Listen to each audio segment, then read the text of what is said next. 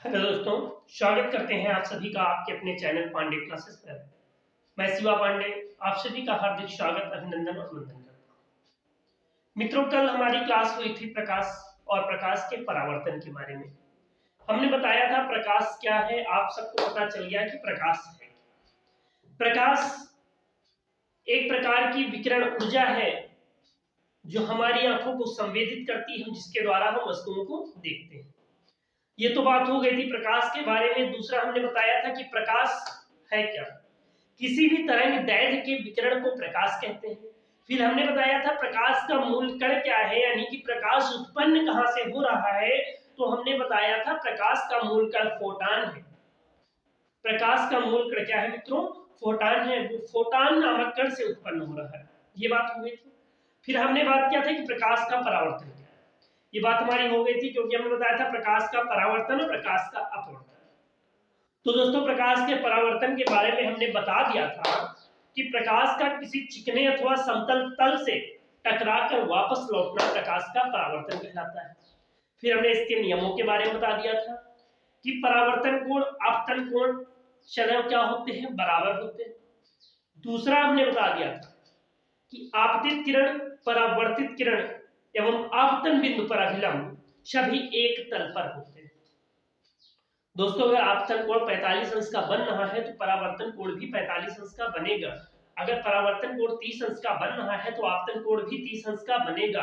अगर परावर्तन कोण 60 अंश का बन रहा है तो आपतन कोण भी 60 अंश का बनेगा। कहने का मतलब ये है कि आपतन कोण और परावर्तन कोण सदैव बराबर होते हैं। ये होता है प्रकाश के परावर्तन के अंतर्गत। उसके बाद मेरी बात आगे बढ़ेगी, आएंगे प्रकाश के अपवर्तन। ये तो बात हो गई थी प्रकाश के परावर्तन की। मित्रों, प्रकाश का अपवर्तन क्या कहता है? क्योंकि मैंने दो नियम बताए थे प्रकाश के बारे में, एक प्रकाश का परावर्तन, दूसरा प्रकाश का अपवर्तन। अब प्रकाश का अपवर्तन क्या कहता है ये मैंने पहले ही बताया था। कल भी मैं एक लाइन इसके बारे में बता चुका था, बशर्ते टाइम ना होने के कारण मैं आगे नहीं बढ़ पाया। प्रकाश का अपवर्तन हमारा कहता क्या है कि जब प्रकाश की कोई किरण एक माध्यम से दूसरे माध्यम में जाती है तो अपने मार्ग से विचलित हो जाती है। अर्थात प्रकाश किरण का अपने मार्ग से विचलित हो जाना ही प्रकाश का अपवर्तन कहलाता है। यह बात मैंने कल आपको बताई थी। दोस्तों, प्रकाश का अपवर्तन, ये बात मैंने आपको कल बता दी थी कि प्रकाश की कोई किरण, बिल्कुल गौर से समझिएगा, अभी मैं बता दूंगा, लिखा दूंगा, बिल्कुल विस्तृत समझा दूंगा। प्रकाश की कोई किरण जब एक माध्यम से दूसरे माध्यम में जाती है तो अपने मार्ग से विचलित हो जाती है, और प्रकाश की किरण का अपने मार्ग से विचलित हो जाना ही प्रकाश का अपवर्तन कहलाता है। अगर प्रकाश की किरण सघन माध्यम से विरल माध्यम में जा रही है तो अपने मार्ग से विचलित हो रही है। अगर विरल माध्यम से सघन माध्यम में जा रही है तो अपने मार्ग से विचलित हो रही है। तो प्रकाश किरण का अपने मार्ग से विचलित हो जाना प्रकाश का अपवर्तन कहलाता है। ये चर्चा हमें आज करनी है, तो हम फिलहाल बात करते हैं प्रकाश के अपवर्तन पर।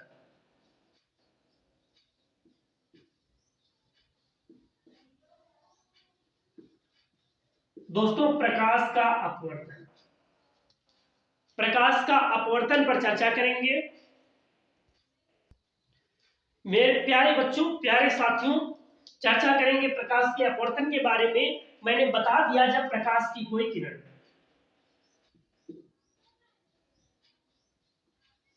जब प्रकाश की कोई किरण जब प्रकाश की कोई किरण एक माध्यम से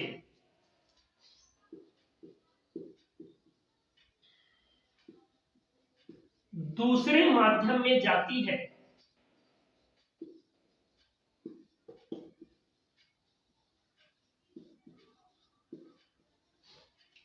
तो वह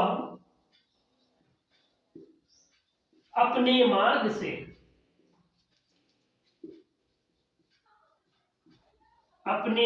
से विचलित हो जाती है।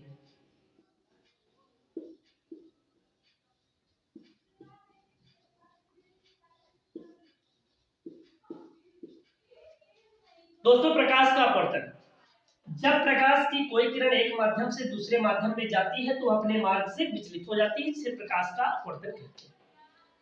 अगर सघन माध्यम से विरल माध्यम में जा रही है तो अपने मार्ग से विचलित हो रही है, अगर विरल माध्यम से सघन माध्यम में जा रही है तब भी अपने मार्ग से विचलित हो रही है। समझाएंगे फिगर के साथ। दोस्तों ये कोई माध्यम है, ये पहला माध्यम है और ये दूसरा माध्यम है। फिगर देखिएगा, क्लास में लगे रहिएगा, पूर्ण विश्वास दिलाता हूं अगर पूरी क्लास आपने देखी, मेरे साथ लगे रहे तो आज से आप नहीं भूलेंगे कि प्रकाश का अपवर्तन क्या है। दोस्तों ये अभिलंब हो गया, प्रकाश की कोई किरण ये यहां से जा रही है अपने पहले माध्यम से, जब यहां जाती है तो अपने मार्ग से विचलित हो जाती है। ये दोस्तों हमने मान लिया N, ये मान लिया P, ये मान लिया Q, ये मान लिया R, ये मान लिया S और ये मान लिया T और ये मान लिया M। अब देखेंगे दोस्तों, यहां पर MN आप देख रहे हैं, ये एक अभिलंब, एक अभिलंब, ये एक तल है। इस तल में एक ये पहला माध्यम है, ये हमारा दूसरा माध्यम है, कह सकते हैं सघन माध्यम है या विरल माध्यम है। जब सघन माध्यम से विरल माध्यम में कोई किरण जा रही है, यानी पहले माध्यम से दूसरे माध्यम में किरण जा रही है तो अपने मार्ग से विचलित हो जा रही है। और जब प्रकाश की कोई किरण, यही बात मैंने अभी की, जब प्रकाश की कोई किरण अपने मार्ग से विचलित हो रही है तो ये प्रकाश का अपवर्तन है।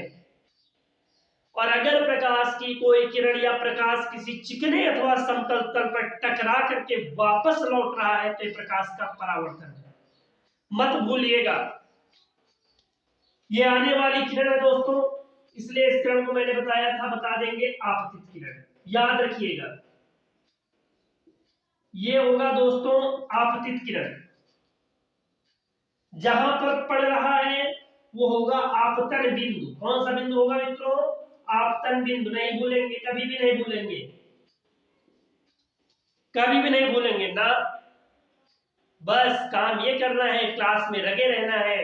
मैं पूर्ण विश्वास दिलाता हूं कि कभी नहीं भूलेंगे, हमेशा याद रहेगा कि शिवा सर ने कोई क्लास ली थी।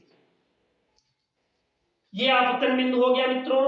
अब किरण पड़ने के बाद जब टकरा कर जब अपने मार्ग से विचलित हो गई तो इस किरण का नाम दे दिया गया अपवर्तित किरण। याद रखिएगा मित्रों, ये किरण हो गई अपवर्तित किरण। दोस्तों ये है अभिलंब, क्या है? अभिलंब। और ये एक है तल। देखिए दोस्तों, फिगर से आपको समझ में आ गया होगा, हमने बताया प्रकाश का अपवर्तन कहता है कि जब प्रकाश की कोई किरण एक माध्यम से दूसरे माध्यम में जाती है तो अपने मार्ग से विचलित हो जाती है। और प्रकाश की किरण का अपने मार्ग से विचलित हो जाना ही प्रकाश का अपवर्तन कहलाता है। यानी सघन माध्यम से विरल माध्यम में जा रही तब भी अपने मार्ग से विचलित हो रही, विरल माध्यम से सघन माध्यम में जा रही है तब भी अपने मार्ग से विचलित हो रही। पहला माध्यम दूसरे माध्यम किरण आ रही थी, मार्ग से विचलित हो गई, जो किरण आ रही थी उसको हमने आपतित किरण दे दिया, मार्ग से विचलित हुई अपवर्तित किरण दे दिया, ये अभिलंब दे दिया, ये आपतन बिंदु दे दिया। एस हमारा आपतन बिंदु हो गया, एन हमारा अभिलंब हो गया, आर टी हमारी आर एस हमारी आपतित किरण हो गई, एस टी हमारी अपवर्तित किरण हो गई और पी क्यू हमारा एक तल। समझ में आ गया होगा, मुझे पूर्ण विश्वास है, मैं अपना 100% देता हूं मित्रों, 100% देता हूं। और इस 100% को कवर करने का बस आपका एक तरीका है, पूरी तरीके से आप मेरी क्लास में लग जाइए। मैं पूर्ण विश्वास दिलाता हूं कि कहीं से भी नहीं, फिजिक्स का एक एक चैप्टर, केमिस्ट्री का एक एक चैप्टर आपके सामने होगा और गारंटी के साथ होगा, और पूरा कोर्स तैयार करने की मेरी जिम्मेदारी है। आप सब पूरी तरीके से लगे रहे। अगर मित्रों नोट करना है आपको तो आप नोट कर सकते हैं या फिर स्क्रीनशॉट ले सकते हैं। आगे मैं अपनी क्लास को आगे बढ़ाऊंगा। देखिए ये हो गए, अब कुछ उदाहरण देंगे दोस्तों, कुछ उदाहरण देंगे कि प्रकाश के अपवर्तन के कुछ उदाहरण आपके सामने कि प्रकाश का अपवर्तन कैसे आप समझेंगे कि प्रकाश का अपवर्तन वास्तव में हो रहा है। पहला उदाहरण दोस्तों, करते क्या है कि पानी में किसी वस्तु को डालने पर हम देखते हैं उसका कुछ मुड़ा हुआ दिखाई देना।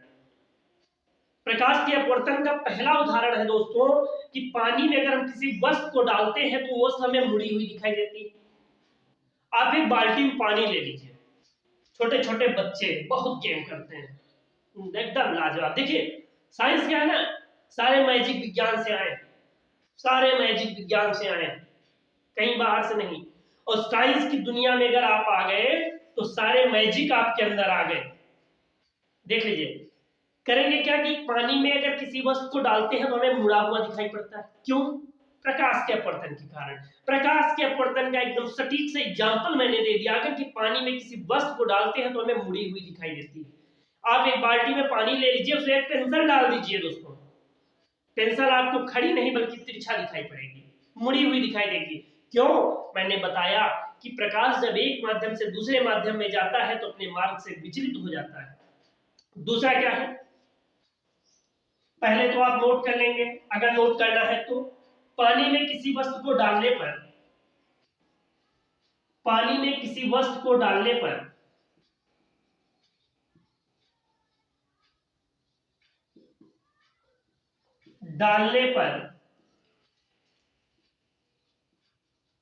मुड़ा हुआ दिखाई देना, यह भी प्रकाश का अपवर्तन है, मुड़ा हुआ दिखाई देना। दूसरा क्या है दोस्तों, दूसरा क्या कहता है कि पानी में गिरी हुई वस्तु का वास्तविक गहराई से थोड़ा ऊपर दिखाई देना। कोई वस्तु क्या है, पानी में गिरी हुई है तो जितनी उसकी वास्तविक गहराई है, वास्तव में जहां पर है तो उससे थोड़ा सा आपको ऊपर दिखाई देना। पानी में ले लीजिए, पानी में एक सिक्का डाल दीजिए, जहां पर सिक्का वास्तव में है आपको उससे कुछ ऊपर दिखाई देगा। यह भी हमारा प्रकाश का अपवर्तन है। पानी में गिरी हुई वस्तु का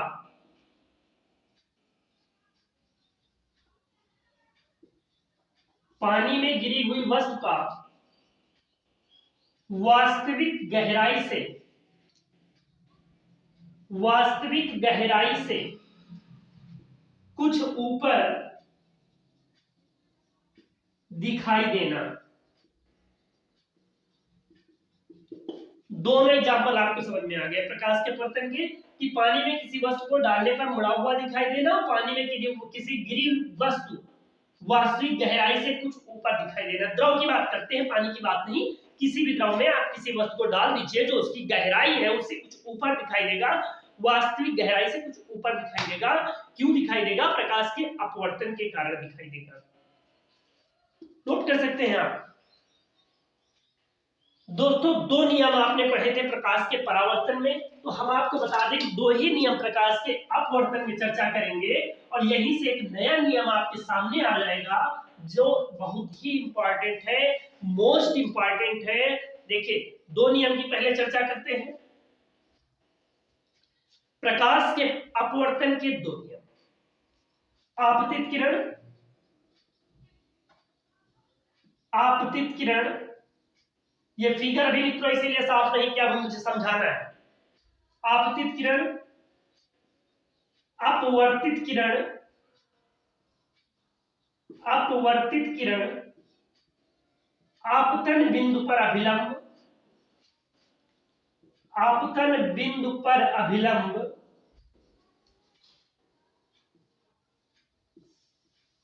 अभिलंब तीनों एक ही तल में होते हैं।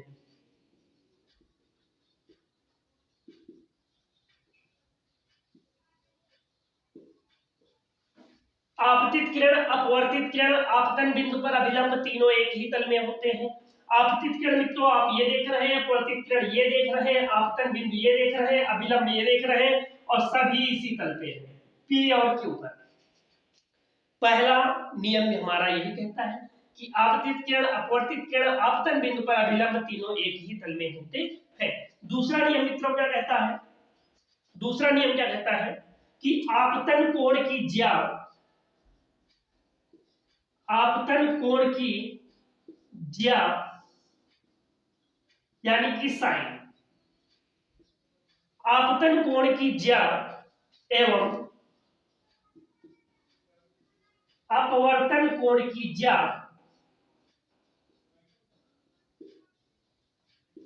अपवर्तन कोण की ज्या यानी कि साइन का अनुपात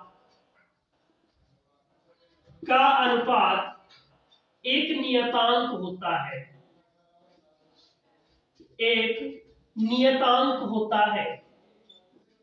देखिए, पहला नियम हमने आपको बताया कि आपतित किरण, अपवर्तित किरण, आपतन बिंदु पर अभिलंब तीनों एक ही तल में होते हैं। दूसरी मैंने बताया कि आपतन कोण की ज्या साइन एवं अपवर्तन कोण की ज्या साइन का अनुपात एक नियतांक होता है। आपतन कोण क्या होता है? आई होता है। अपवर्तन कोण क्या होता है दोस्तों? आर होता है, आपको पता ही है, हमने बताया। तो इसका मतलब साइन आई अपॉन साइन आर, साइन आई अपॉन साइन आर, और sine I upon sine are बराबर क्या होगा दोस्तों? नियतांक होगा। और ये हमारा क्या होगा? इसे हम बोलते हैं स्नेल का नियम। नियम पता चल गया आप किसका नियम है? स्नेल का नियम। इसे स्नेल का नियम, इसे स्नेल का नियम कहते हैं। दोस्तों ये चर्चा हमारी थी प्रकाश के अपवर्तन पे कि अब देखिए नियम बता दिए हमने, आपतन कोण की ज्या साइन एवं अपवर्तन कोण की ज्या का अनुपात एक नियतांक होता है, यानी sine I upon sine are बराबर नियतांक। और ये हमारा किसका नियम होगा? स्नेल का नियम होगा। Most important. बस इसी छोटी सी क्लास के साथ आपके बीच में थे हम, और बहुत बहुत धन्यवाद। आप मेरे चैनल को सब्सक्राइब करें, लाइक करें, और जितना हो सके शेयर करें। एक एक चैप्टर के साथ, फिजिक्स, केमिस्ट्री, मैथ के एक एक चैप्टर के साथ आपके बीच में लगे रहेंगे। बहुत बहुत धन्यवाद, बहुत बहुत धन्यवाद।